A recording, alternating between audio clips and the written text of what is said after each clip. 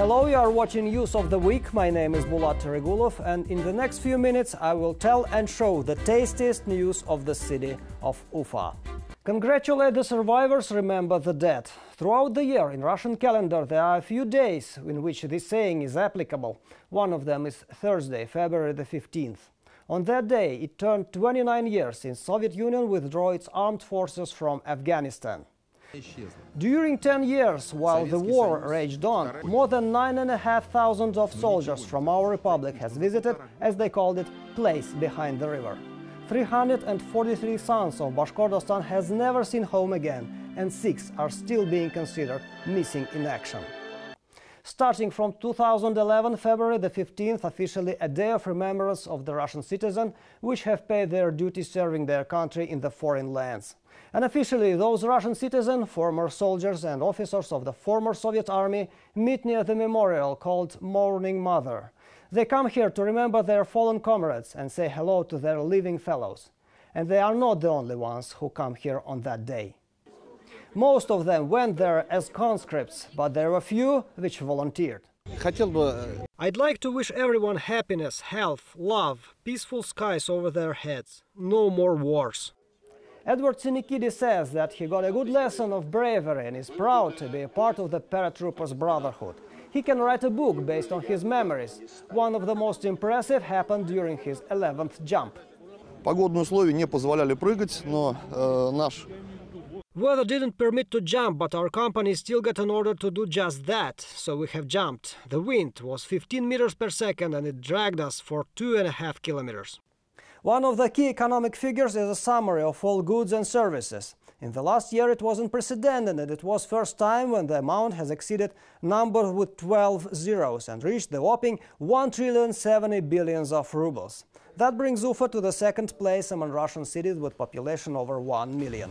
Mayor Ira Kilalov underlined that this achievement is also a result of help from regional budget and efforts performed by the city council members. City council members are successful people. Many of them are top managers of the enterprises. Many of them own very strong businesses. I think we have succeeded in finding a balance, so they also were at the guard of the interest of the common people. The more so, each of the council members has contributed substantial personal finances into provision of urban amenities.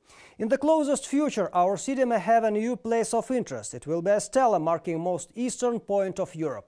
Ufa has been recognized as such place in 2016 by the Guinness Book of Records. Last week has shown that not only our city, but some people can also get into that book.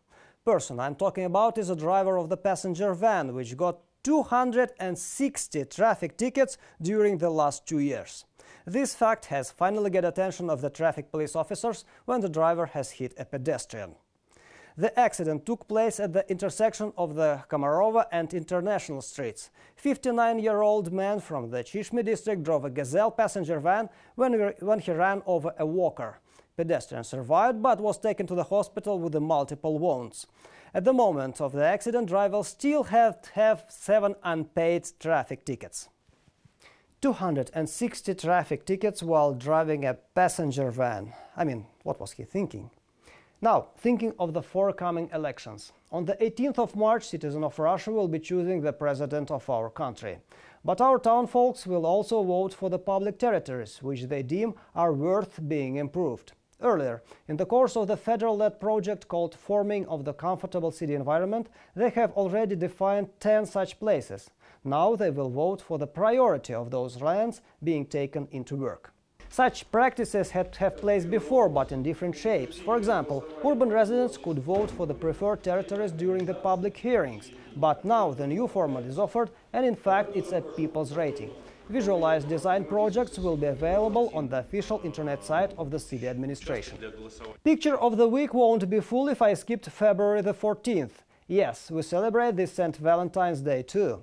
The restaurants and the florists as usual make a good profit of it. What was unusual? A big heart-shaped air balloon which flew in the sky over the city streets. Some folks have filmed it and put on the internet. Flight of the balloon sparked a discussion in a social network. Users argued about holiday itself. Some of them were truly happy about all that and expressed positive comments. The others think that it's not really necessary to celebrate St. Valentine's Day. few of the followers suggested to pay more attention to the Russian holiday called Day of Family, Love and Fidelity, which is celebrated on the 8th of July. What do you think? Would it be a good idea to use balloons or aerostats as reminders about different things? We don't even have to give them specific shape, like a heart or something else. We can just write on them. For example, give a call to your parents or drive carefully. Well, absence of such practice might be explained by the number of reasons. From that you can't make any profit from that to the airspace use regulations. But I think the main obstacle for the implementation of that idea lays deep in the human nature, which is whatever you may write on the balloon, it will be only half of the population which follows the good advice. The other half will always act in a complete opposite way. You've been watching News of the Week from the city of Ufa. Take care, and I hope to see you on the next weekend.